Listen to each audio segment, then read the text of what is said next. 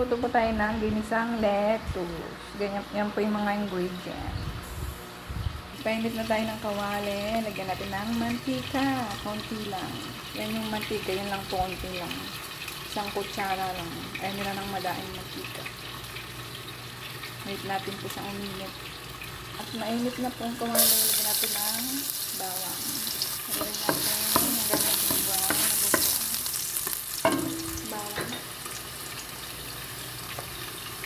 Lagyan na po natin ng lettuce.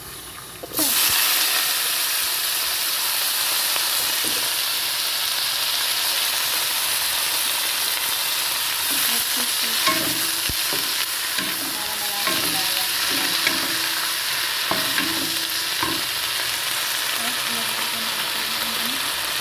Asin, kunti lang po. Depende sa panglasan. Ay, hindi namang maalat dito. Kunti lang po siya.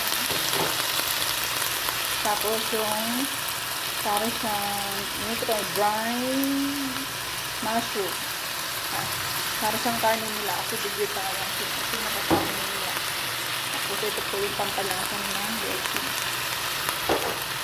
For vegetarian. Ganyan siya. Halo-halo po siya. Kasi hindi po siya lalagyan ng tubig. Kasi nagtutubig na po siya.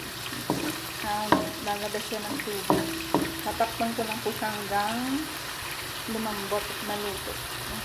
Diyan, tinakpan ko na po siya hanggang maluto. Ayan, luto na po siya mga best. Yan na.